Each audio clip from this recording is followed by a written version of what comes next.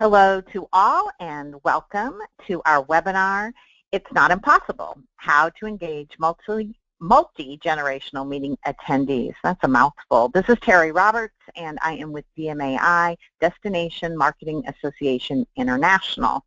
And we are the trade association for Convention and Visitors Bureau. So we're thrilled to have you with us today, and especially thrilled to welcome our panelist, Kelly Pesey. Kelly is the founder and CEO of her brand new company, Insight Event Strategy, and her goal is to work to deliver valuable experience design strategies for business events, conferences, and conventions. And prior to founding her company, Kelly served for over 15 years at PCMA, where she most recently was the Senior Vice President of Education and Events. And she led the team who delivered Convening Leaders and Education's Conference. And Kelly, you're quite a little award winner, too. In May of last year, Kelly was named one of Successful Meetings' 25 most influential people in the meetings industry. And in April of this year, she was named one of Smart Meeting Magazine's Smart Women in Innovation. And Kelly, hot pressures, I don't know if you saw this already, but I know where you were yesterday. Kelly, on June 15th, was inducted into Biz Bash Hall of Fame, so congratulations, Kelly. Thank you. Thank you very much. I appreciate that. And look how young you are in that Hall of Fame group. So we know that we're in for a treat today, Kelly. Welcome. It's good airbrushing, Terry. It's good airbrushing. Photoshop. Well, send it on over. And we'd also like to welcome Chris Wessel. Chris is with ePro Direct. He is our monthly webinar sponsor. He and his wonderful team there at ePro. And Chris, welcome. Thanks for joining us. And we'll give you a little love at the end of the webinar when we let you speak to our group. We also want to tell everybody, hey, Chris, I cut you off when you were just going to say hey. I was just saying thank you, and I'm happy to be on. Great. Thank you, Chris. I also want to let you know that Elaine Rosscliffe and Kate Skidmore, happy birthday, Kate, are manning our webinar board. So just to let you know that you can use your GoToWebinar screen to type in your questions, and we'll be taking questions from Kelly at the end of the webinar. So Kelly, where are we headed today? Our sort of roadmap here, if you will, is to focus on a design mindset and to really look at learning styles, to have some targeted takeaways for our group, and also content extension and community. So Kelly, you and I talked a lot about stereotypical things like boomers want to hear from experts and Gen Xers want to converse with their peers, and millennials and Gen Y are said to want to engage through technology, right? And we're going to consider this and look at that, but ultimately this isn't necessarily where we're going with the webinar, right? No, right, absolutely. I mean, I think it's really easy to want to stereotype and certain generations, and I think what we want to do is move past that. Let's talk more about the core values of the audience, which we'll talk about, but I think everyone understands the dynamics of generations in the workplace today, but I think this is a little bit deeper dive conversation in as short amount of time as it possibly could be. Yeah, we talked about that too. Like this could be a 2-day event, right? So how do we get it out? So hopefully we're going to whet everyone's appetite, give them some fundamental things to look at when creating meeting experiences that appeal across generations, and then at the same time maybe whet their appetite to learn more as well. So Kelly, you mentioned kind of beginning with a designer's mindset. What is that to you? To me, I look at it as artful consideration. Just like a designer, whether they're designing graphics or they're designing products or whatever they're designing, it's an artful consideration of elements. And I think if you look at your event in the same way, it's taking each piece and giving it special consideration. So in terms of scheduling, interactions, takeaways, engagement, like a designer, you may realize that you start with a draft, and that could be about it, and you may need to shift focus to one particular element of your current event. You may realize that you need to rearrange the elements as they currently stand within your event for more interest, or you may end up, having to simplify the entire work. So, I think if we think about the event in the same way and realize that we're more than just organizers, we're really experienced designers at our core. And I think that's generally what when I talk about designer's mindset, that's what I mean. So I know for this, you really want to kind of key in also to sort of some core values, right, of the learning and connection preferences of those attendees. So what are some of the core values of the audience that you should be looking at? Sure. So, I think there are all of us in the workplace today have worked with diverse audiences and groups of people, and there are those who really value one experience over another. And I'm using the workplace as an example because it often translates into learning and connection preferences at a convention or a conference or any other business event. So obviously there are folks who prefer rigorous structure versus a flexible structure.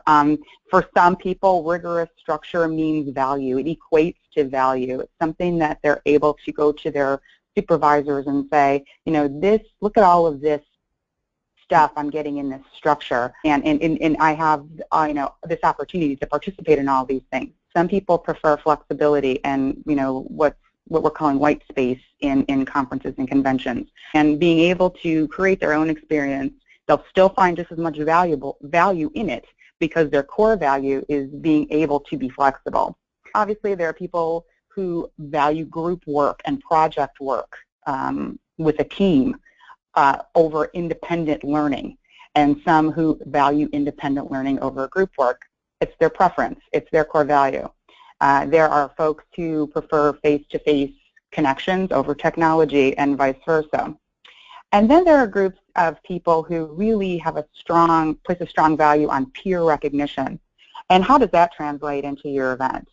So, those are some of the at a really high level, just a few examples of some core values that can help you structure some experiences for your event, regardless of the generation and type of person.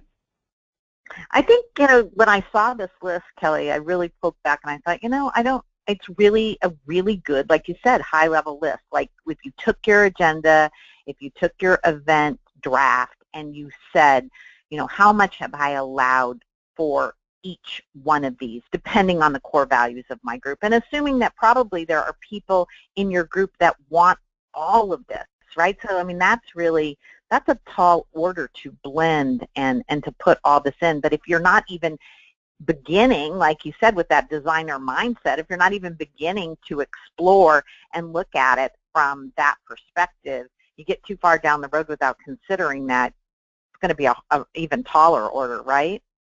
Right, absolutely.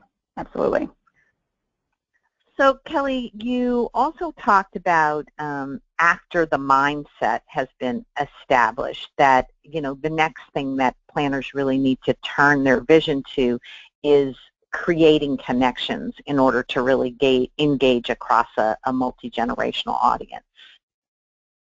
Yeah, absolutely. I think that connections and fostering those connections, enabling those connections to happen at your event has to be at the forefront of your thinking. It's just not good enough to put the sage on the stage and just talk to your audience, talk at your audience, hour after hour after hour, day after day. People want to connect. It's at our of us as human beings. We want to connect with each other, whether that is peer-to-peer, in a mentor capacity, and that's an interesting one in and of itself, because mentorship can go both ways, as we're starting to see with these generations in the workforce.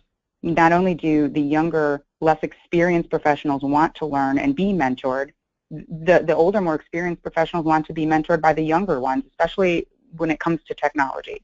So the mentor connection works both ways.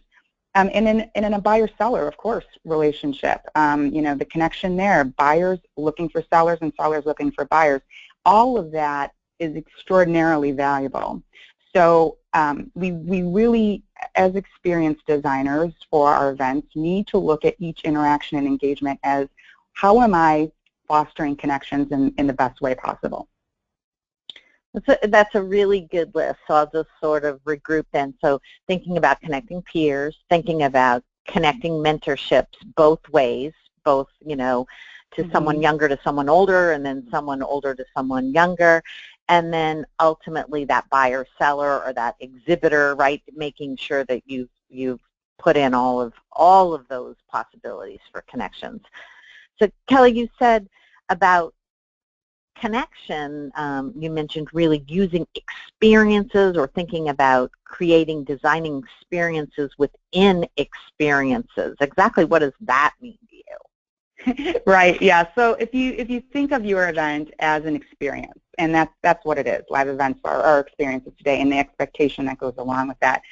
I think if you look at your event as one experience and you need to make it valuable, that can get overwhelming. So I always like to think about an experience as a series of strong engagements that, you know, foster connections, and string those together to create experiences within experiences. You know, and that way it seems to be a little bit easier to digest. So you could create things around the audience's core values. For example, you could, you know, roundtables, I think, are a great example. I mean, there could not be any simpler way to connect people together. A simple, inexpensive, but effective way, and many organizations use them. And I think that we need to continue to reinforce that. So for this particular point, I just would like to maybe use some general generational stereotypes, and I hate the word stereotypes, but you know, things that we're considering as generation specific.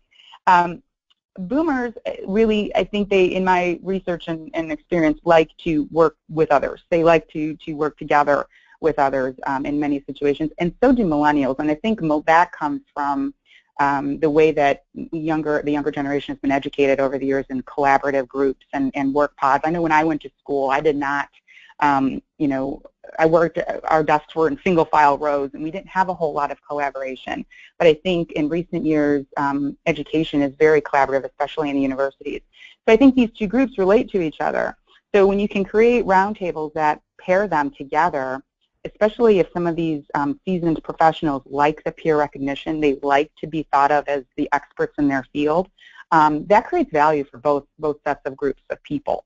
So roundtables are really a great way to engage multiple different audiences. The other thing would be one-on-one appointments in tech. So, you know, using your conference app as a technology, which we all have them now. If there's a functionality within your app, and you can ask your app provider to create one, one-on-one appointments using the app allows people who are a little bit more individualistic and prefer to really target who it is that they want to connect with, an opportunity to reach out through technology to, you know, whether it's based on interests or event objectives, they're looking for people to help them solve a problem. They can do that through the conference app at their own pace, their own leisure. And then on site, the organizer can, you know, create a space dedicated for those face-to-face meetings.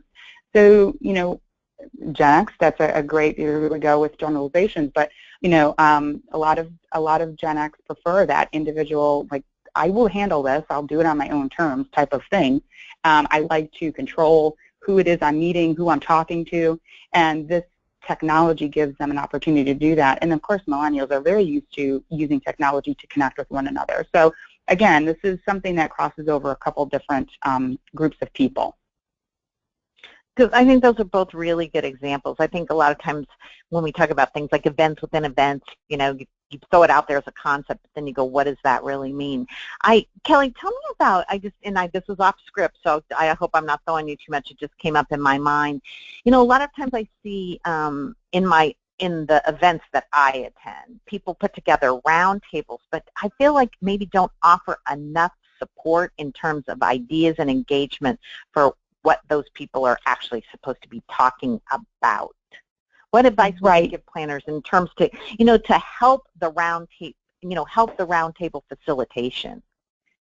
Sure. Yes, I totally understand what you mean because I've experienced the same. I think that it really, as simple as roundtables are, they do require some thought and some process, a little bit of process to be effective. It's a fine line between organic conversation and allowing that peer-to-peer happening with some solid takeaways that can only really be found if you do a little process beforehand. So, it could be as simple as leaving some questions for consideration and discussion on the table.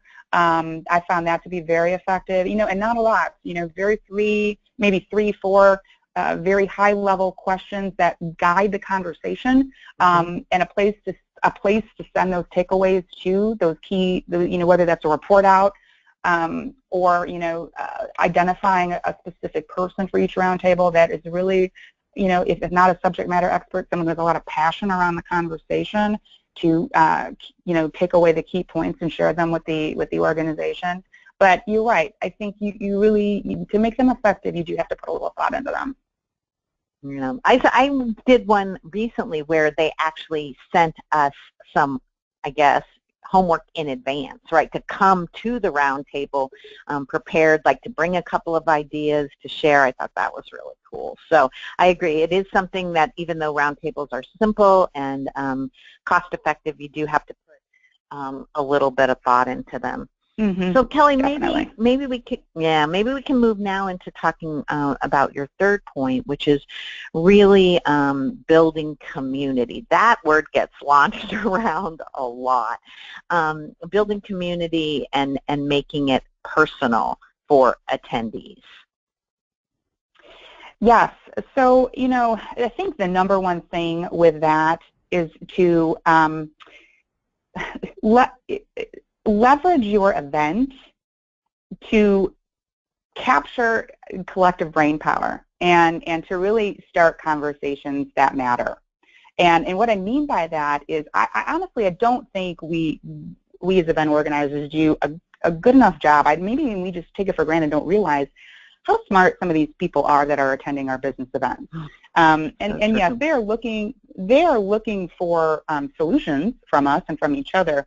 But I also think that we can learn just as much from them. So, starting conversations. So, for example, if you have an industry challenge, you could create an environment where you can group people together to help solve some of these things. It could be a timed team challenge. You can get people who are really interested and engaged with that particular issue to come together, set aside an environment for them on site, and get them working. You can put up whiteboards. You can put up sticky notes. You can make it really interactive and engaging. Again, not only are they helping to solve maybe something critical to your industry, but they're also engaging with each other, and they're learning from each other. So I think that's something that's can be done. The continuation of community is the posting the challenges and the solutions on site or online. So you want that continued dialogue, and so you can post what this group A had to say about a particular topic, what group B had to say about a particular topic, and then let your participants comment.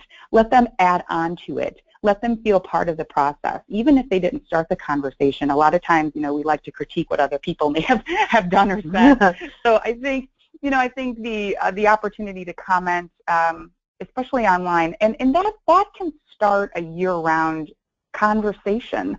And a lot of these communities, and you're absolutely right, it's talked about a lot, start organically. They start with a group of people who met on site about something that they're, really passionate about, and it grows from there.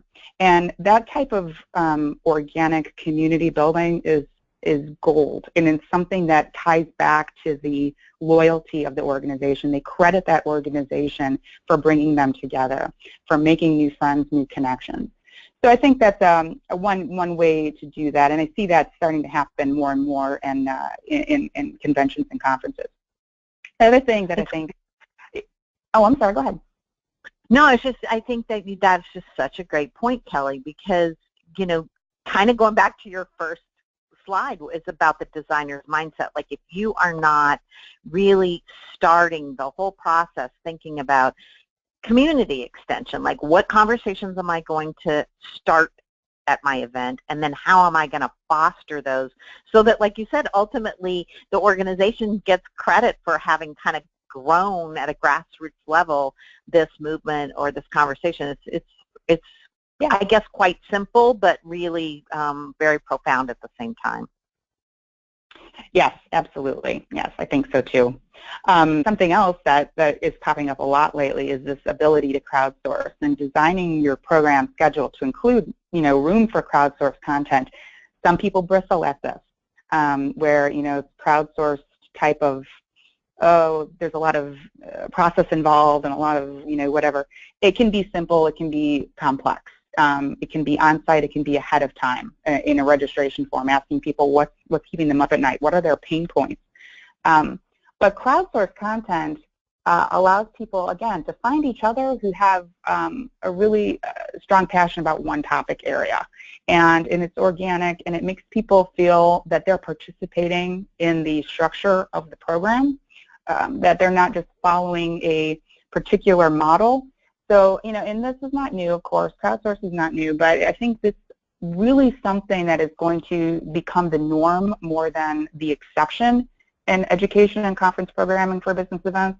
So, it can be as complex as you want it to be. But then the last thing I think is, finding just spaces for people to reflect on what they've learned and how they'll put it into practice, and those types of folks, they will find each other too. If you create a lounge or a space dedicated to these types of individuals who are working toward this goal, or a space for people to connect and think about what they've learned, all of those engagements and experiences will bring them together, going back to the point on connections. So, yeah, so that's kind of what I think about community and just kind of keeping those conversations going, Terry.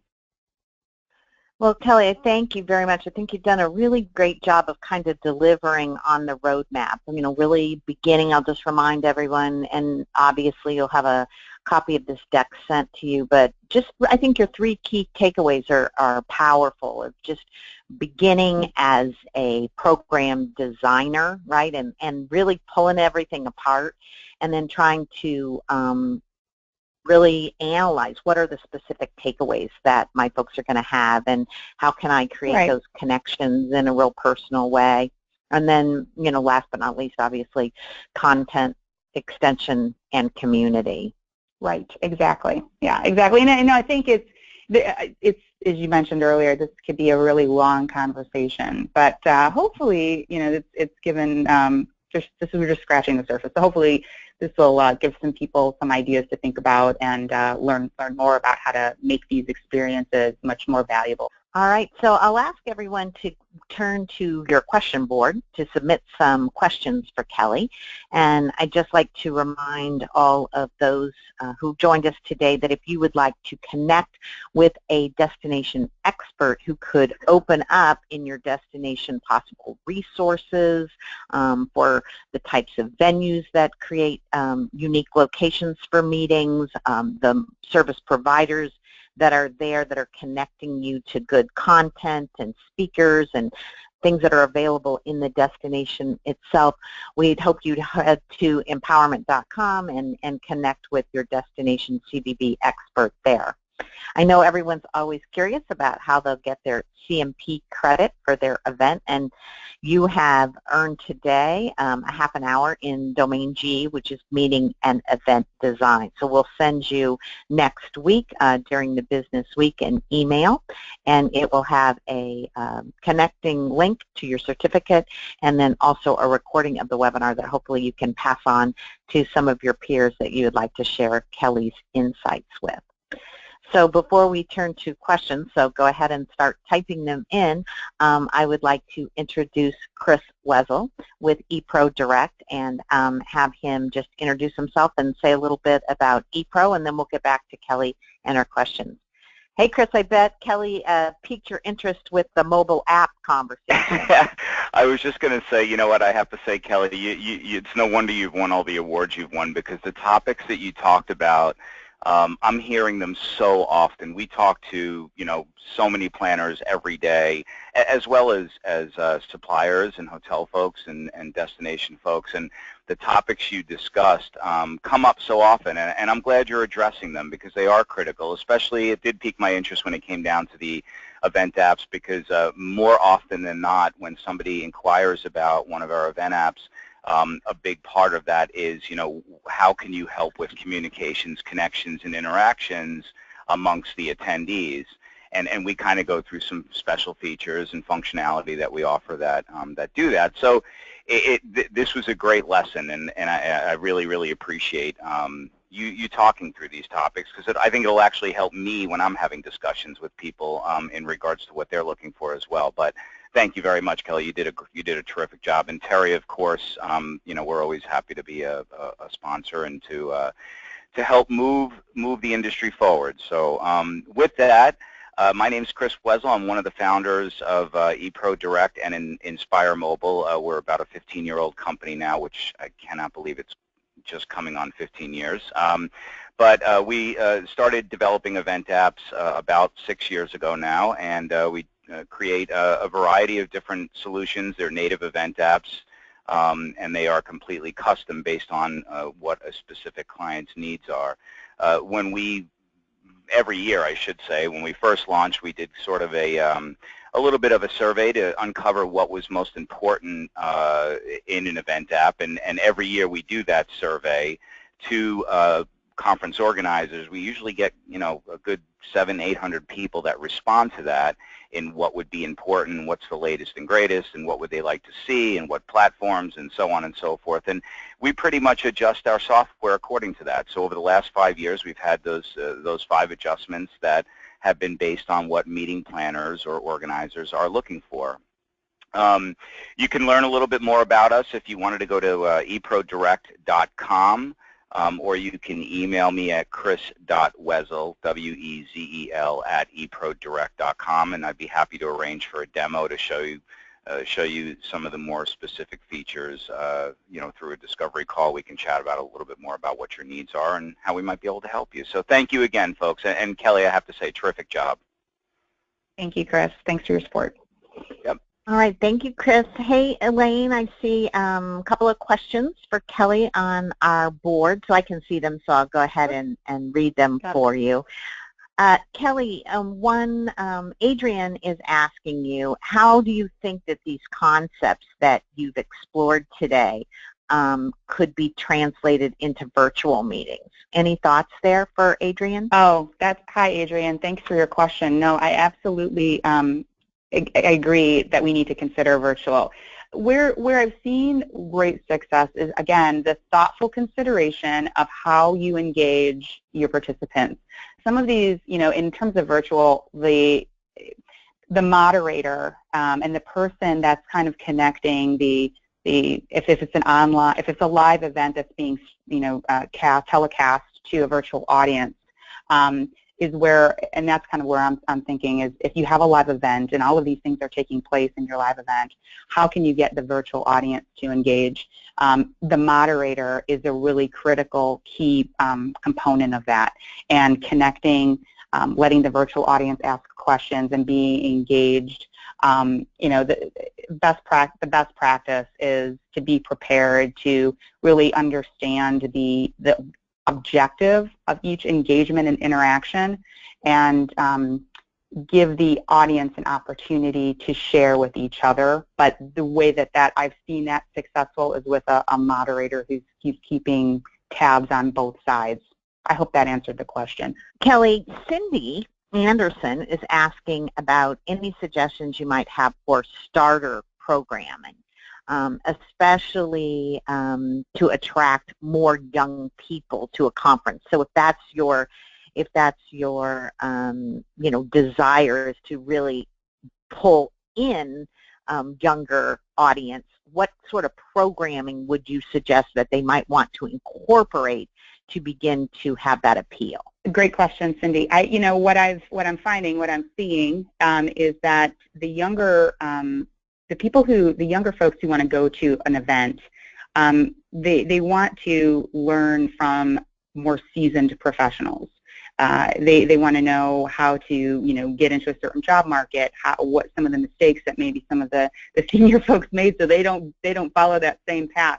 So I think that giving as many opportunities for the younger folks to engage with a more seasoned professional, whether that is, again, through, one-on-one appointments or mentorship or programming that's, in reverse programming and reverse, mentoring also works too, that it's coming back to those younger professionals attending events and conferences to really connect, not so much with people their own age, but with people who are more seasoned. So I would really suggest leveraging those two groups of people together as much as possible. Good answer, Kelly. And last but not least, a question that I have for you. So let's say we have whet the appetite of our attendees today, and they want to kind of dive deeper or explore this topic further. Where would you suggest they look? What are some nice resources that you might point them to just to begin their exploration? Oh, that's a great question. I think that you can look at the different the generations, and there are different books and resources, but and how they translate into the workplace, and how they're engaging in the workplace. One of those is Jason Dorsey, who is a millennial, a Gen Y. He's written a book called Why Size Your Business. And it is really focused maybe toward entrepreneurs who are looking to engage, younger customers into their business. But really, you have to look at all of these things as, be able to translate it to my event experience. Dorsey, Why Size Your Business. And he's just he's actually a really great